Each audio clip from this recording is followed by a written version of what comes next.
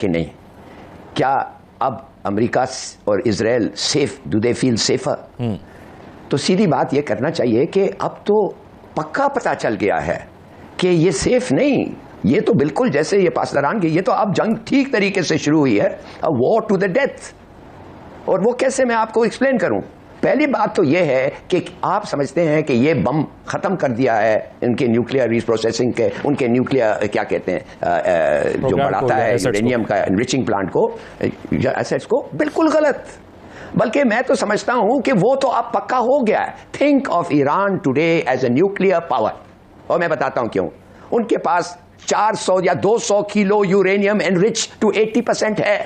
उनके पास मार्च अप्रैल में उन्होंने निकाल लिया था, वो अब बता रहे हैं, खुल के बता रहे हैं। जो अमेरिका का एक दोहरा चेहरा सामने आया, जो ट्रंप साहब ने एक मास्क पहना हुआ था, जो पहला अटैक किया गया इसराइल की जानिब से, और आपको याद होगा तब भी मुज़ाकरात हो रहे थे, 5 राउंड हो चुके थे, 6ठा राउंड होना था 2 दिन पहले। 48 घंटे बनते हैं ना, 2 दिन के, 24 घंटे का एक दिन बनता है, 48 घंटे के 2 दिन बनते हैं। इसराइल की जानिब से पहल कर ली गई, तब तक बड़े मासूम बने रहे, बड़े इनोसेंट बने रहे, बड़े बेखबर बने रहे डोनाल्ड ट्रंप साहब, जो कि अमेरिका के सदर थे। मुझे तो कुछ पता ही नहीं। फिर विद इन आवर्स उन्होंने यू टर्न लिया, या फिर थोड़ी बहुत बात उन्होंने की, थोड़ी बहुत बता दी। बेसिकली वो मेरे ख्याल से अपनी जो आवाम है, अपने वोटर है, उनकी पल्स देखना चाह रहे थे, उनकी नफ्सियात पढ़ना चाह रहे थे, और उन्होंने रीड की अच्छे तरीके से, क्योंकि उनका शुरू से जो बयानिया रहा है वो एंटायर वॉर रहा है कि वो अमन को प्रमोट करना चाहते हैं, वो पीस के हक में हैं, वो वॉर्स के या जंगों के हक में नहीं है। तभी आपको याद होगा इलेक्शन कैंपेन से लेके सदर बनने तक और अब तक, आज जो उन्होंने किया है, अब तो कुलकुला के सामने आ गए। अभी ये भी नहीं कह सकते कि हम इसमें इन्वॉल्व नहीं है, लेकिन अभी भी बड़ा स्मार्ट मूव कर रहे हैं। उस तरह मैं बाद में आती हूं कभी किस तरह स्मार्टली मूव कर रहे हैं, लेकिन उससे पहले जो मैं आपको बैकग्राउंड बता रही हूं, उसकी वजह ये कि पहले ट्रंप साहब दोनों साइड के माहौल को चेक करते रहे, क्योंकि आपको पता है वहां भी दो तरह की सोच रखने वाले लोग हैं। कुछ लोग जंग के हामी है, लेकिन जो ज्यादा तादाद है वो चाहते हैं कि जंग ना हो, क्योंकि किसी भी मुल्क के जो टैक्स पेयर होते हैं, आवाम होते हैं, उनकी सोच यही होती है कि हमारे जो टैक्स का पैसा है अंदर हिट किया है। आप फॉक्स देख लें, आप CNN देख लें, आप BBC देख लें, अल जज़ीरा देख लें, कि जो level of destruction inside Israel है, that's massive despite all these factors. ये जो ईरान के अंदर जिस तरह के एलिमेंट्स हैं या कोर्जन है, ईरान के ऊपर सैंक्शंस लगी हुई हैं, वो कोई नई बात नहीं है। 79 के बाद ईरान ने वन और the other way in sanctions को फेस किया है। हाँ, ये ज़रूर है कि जो पहले प्रॉक्सीज थी, मसलन यमन में या लेबनान में हिजबुल्लाह की आपने बात की, सीरिया में बशार अल असद की गवर्नमेंट थी, प्रो गवर्नमेंट आप कह लें, प्रो ईरान गवर्नमेंट, वो चली गई। बट अब तो एक मेन लड़ाई है ना, अब तो प्रॉक्सीज वाली बात रह नहीं गई। इसराइल को धोखा दिया। इसराइल के जो प्राइम मिनिस्टर हैं बेंजामिन नेतन्याहू, क्या उनको उन्होंने धोखा दिया या उन्होंने अमरीकी अवाम को धोखा दिया? अमरीकी अवाम को धोखा देने वाली बात जो है वो हज़म तो इसलिए नहीं होती क्योंकि अमरीका में बड़े पैमाने के ऊपर मुज़ाहमत सामने आई है। कांग्रेस को एतमाद में लिए बगैर ये फ़ैसला करना और फिर अमरीका का एक हमला करना ईरान के ऊपर, अमरीकी अवाम जो हैं इन्होंने वोट दिया था डोनाल्ड ट्रंप को इस नारे के ऊपर कि वो हमेशा ये नारा लगाते रहे हैं डोनाल्ड ट्रंप साहब कि सबसे पहले अमेरिका, US फर्स्ट। अब अमली तौर पर वो इज़राइल फ़र्स्ट जो है उसका नमूना पेश कर रहे हैं। जैसे यहाँ पे हम गज़ा की सूरत हाल देखते हैं, इसराइल की हर तरह की सपोर्ट की अमेरिका ने, और फिर अमरीकी अवाम ये पूछ रहे हैं यूरोप से, अमेरिका से। उन्होंने भी कहा है कि हमने एक लंबी फ्लाइट जो है वो ली थी। सो लंबी फ्लाइट की बात हो रही है, लंबी फ्लाइट की बात हो रही है, और वो लंबी फ्लाइट जो है वो उन्होंने कहाँ से ली? ज़ाहिर बात है अमेरिका से ली। आई थिंक टैंपा की बात कर रहे हैं, फ्लोरिडा टैंपा शायद, this is where they are saying.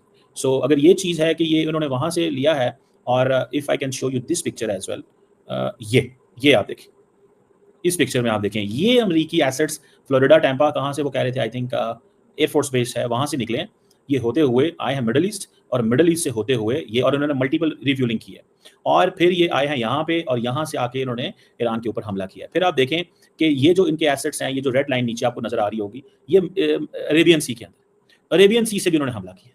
सो इस पे थोड़ा सा वो जो दोस्त हमारे भारत के अंदर, पता है दोस्त हैं, बड़े प्यारे दोस्त हैं सारे, तो वो बार बार कह रहे थे जनाब वो पाकिस्तान की एयर स्पेस इस्तेमाल हो गई, पाकिस्तान ने ईरान को दाल आता है, पाकिस्तान ने छुरा फेर दिया, गोंप दिया छुरा, मार दिया, काट दिया ईरान को। ये है। हेलो दोस्तों, स्वागत है आप सभी का हमारे चैनल पर एक बार फिर से। दोस्तों हम बात करने जा रहे हैं इजराइल और ईरान के बीच जो युद्ध चल रहा है, उसके अंदर ऑलरेडी आप सभी को पता है कि अमेरिका की एंट्री हो चुकी है। और दोस्तों इस एंट्री के बाद में दोस्तों कयास ये लगाए जा रहे हैं कि वर्ल्ड वॉर 3 ऑलरेडी शुरू हो गया है। लेकिन दोस्तों अभी तक किसी ने आधारित तौर पर वो ये पुष्टि नहीं करी है कि वो भी इस जंग में शामिल होने जा रहे हैं। लेकिन दोस्तों देखा जाए तो इन चीज़ों को देखने के बाद में एक दुनिया एक भयंकर स्थिति की ओर जाने वाली है। वहीं अगर देखा जाए दोस्तों, जिस तरह से डोनाल्ड ट्रंप के ऊपर एक कहावत ये फ्यूट बैठती है पूरी तरह से, नहीं चाहिए मुझे कोई शांति पुरस्कार, कैसे दे दूँ अपने दोस्त को धोखा।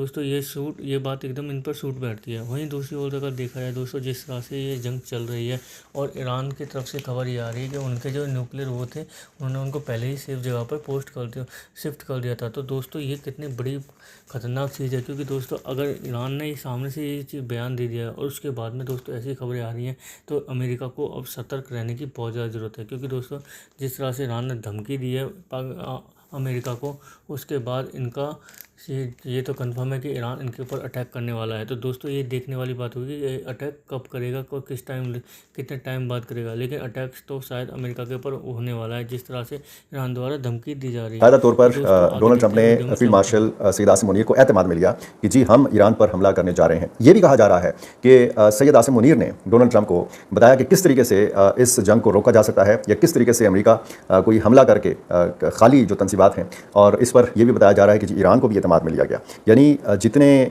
स्क्रीन के ऊपर आपको चेहरे नज़र आते हैं, जितने मुंह हैं उतनी बातें हैं, उतने ख्यालात हैं, उतने तज्ज़िये हैं, तरह तरह की बातें हैं। अब ये कहना कि जी पाकिस्तान और अमेरिका ने मिलकर ईरान को धोखा दिया है, क्योंकि ईरान और अमेरिका के माबेन जौहरी सलाहियत के हवाले से मुज़ाकरात हो रहे थे और फिर इसराइल ने हमला किया पहले ईरान के ऊपर, तब से मैं ईरान के बारे में सोच के आ रहा हूं। और मेरे ख्याल से जब उन्होंने आकर तरदीद की, इस बात की, तो उसी टाइम पे जो समझ बूझ रखने वाले लोग हैं जो समझ सकते हैं कि एक प्रेसिडेंट उस चीज को इग्नोर भी कर सकते थे, लेकिन उन्होंने बाकायदा कहा कि ये खबर झूठी है, ये गलत है, बेबुनियाद है, उनको नहीं पता कि मेरे जहन में क्या चल रहा है। आज वॉल स्ट्रीट जर्नल की भी जीत होगी कि उन्होंने जो खबर दी थी, जिसके बाद उन पर भी इल्जाम की वो चार्ज शुरू कर दी कि दूसरी साइड के लोगों की जानिब से कि पता नहीं उन्होंने खबर क्यों दी, किसके कहने पर दी, उनके क्या मकासद थे और किस वजह से दी। क्योंकि जब भी खबर देते हैं अपनी खबर पर कायम रहता है तो येलो जर्नलिज्म का भी उस पर बड़ी आसानी से धब्बा लगा दिया जाता है, इल्जाम धर दिया जाता है, उस पर इल्जामात की बुछाड़ शुरू कर दी जाती है। वो भी पता है कि एक खबर सामने आज वो भी साबित हो गया कि उन्होंने बिल्कुल सही खबर दी थी, क्योंकि अमेरिका अब खुलकर फुल फ्रंट पे सामने आ चुका है। एक तरफ अमेरिका एंगेज करता है, उनको कहता है कि जी मुझे 2 हफ्ते का टाइम दे दे, फिर दूसरी जाने मुज़ाकरात जब यूरोपीय यूनियन के साथ होते हैं उसमें भी अमेरिका के कॉन्सेंट। तो दोस्तों आपने देखा पाकिस्तानी मीडिया के रिएक्शन देखने के बाद में आपने जिस तरह से उनके एंकर बोल रही है कि ट्रम्प झूठे हैं, ट्रम्प को खुद नहीं पता हो कहता क्या बोलना होता है। वहीं अगर हम दूसरी ओर बात करें दोस्तों कि जिस तरह से हमने एक बात कही कि ट्रम्प ने कहा कि नहीं चाहिए मुझे कोई नोबेल पुरस्कार, नहीं चाहिए मुझे कोई नोबेल पुरस्कार, इसके लिए मैं अपने दोस्त को धोखा नहीं दे सकता। तो दोस्तों देखने वाली बात ये होगी कि किस तरह से इन चीज़ों को आगे बढ़ाया जाता है, क्योंकि दोस्तों रसिया की तरफ से वार्निंग दे दी गई है, उन्होंने कंडम कर दिया। वहीं चाइना की तरफ से भी ऐसा कहा गया और उसके बाद में दोस्तों देखा जाए तो पाकिस्तान इस टाइम पूरी तरह से बैकफुट पर नज़र आ रहा है, क्योंकि दोस्तों खबरें ये भी आ रही हैं कि अमेरिका ने उनका एयरबेस यूज़ करके ईरान के ऊपर अटैक्स किए हैं। तो दोस्तों इस बात में कितनी सच्चाई है इसका तो मालूम नहीं, लेकिन अगर इस बात में सच्चाई है तो पाकिस्तान इस टाइम पूरी तरह से दुश्मन बन जाएगा ईरान देश का। वहीं दूसरी ओर अगर देखा जाए दोस्तों जिस तरह से अभी जो सिचुएशन चल रही है दोनों देशों के बीच में, उसे देखकर साफ साफ यही लग रहा है कि आने वाला टाइम बहुत ज़्यादा भयंकर स्थिति लाने वाला है, क्योंकि दोस्तों अभी भी ईरान के पास में 80% यूरेनियम बचा हुआ है और इस यूरेनियम का शायद वो अटैक्स इजराइल और अमेरिका के ऊपर ही करने वाला हो, शायद हो सकता है, लेकिन इसमें कोई कंफर्मेशन नहीं है। तो देखने वाली बात होगी कि दोस्तों ये जंग किस तरीके से आगे बढ़ती है या फिर शांति वार्ता पर ख़त्म होगी। उम्मीद यही करते हैं कि जल्दी से जल्दी शांति हो ताकि दुनिया में चैन की सांस ले सके। दोस्तों कैसे लगी आज की हमारी वीडियो हमें कमेंट करके जरूर बताएं, हमारे चैनल को लाइक एंड सब्सक्राइब जरूर करें ताकि आपको हमारे साथ बना रहे। धन्यवाद।